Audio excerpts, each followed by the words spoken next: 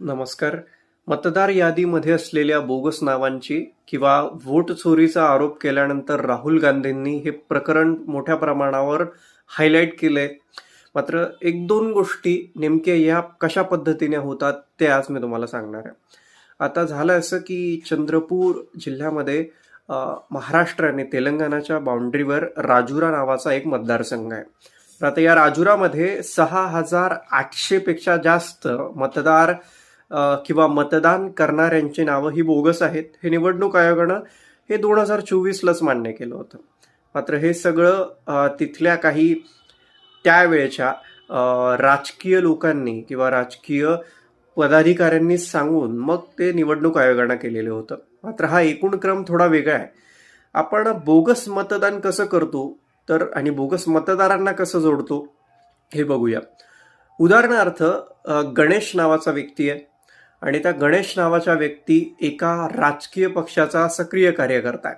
आता हा राजकीय पक्षाचा सक्रिय कार्यकर्ता असल्याने हा वेगवेगळ्या मोबाईल नंबरवरनं वेगवेगळ्या पद्धतीनं मतदारांची नावं ही फॉर्मवर लिहितो. उदाहरणार्थ UAXO किंवा अमेरिकन बाई या पद्धतीची नावं आढळली आहेत म्हणून ही नावं मी सांगतोय.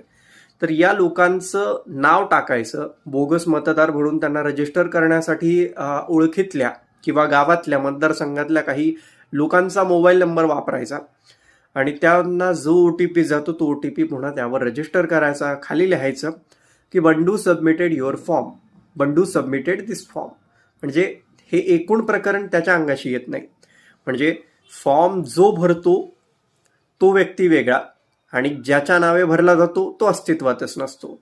ज्याचा नंबर दिला जातो तो व्यक्ती सुद्धा मतदारसंघातला असतो, मात्र तो व्यक्ती त्या मतदाराचा किंवा त्या मतदानावर रजिस्टर झालेला नसतो. उदाहरणार्थ सांगायचं झालं तर या 6,500पेक्षा जास्त जी बोगस मतदारांची यादी आहे त्या मतदारांच्या यादीला जे खतपाणी घालण्याचं काम ज्यांनी केलं ती जी लोक आहेत त्या लोकांना हे माहितीच नाहीये की हे आपल्याकडून करून घेतलेलं आहे. काही लोकांना माहिती आहे, मात्र काही लोकांना ज्यांना माहिती नाहीये त्या लोकांना हे सुद्धा माहित नाहीये की आपल्या विरुद्ध किंवा आपल्यावर FIR करून आपला नंबर, आपला मोबाईल नंबर किंवा आपलं नाव त्या FIR मध्ये आहे बोगस मतदानाच्या. हे सगळं प्रकरण किती धोकादायक हे आता समजू लागलंय.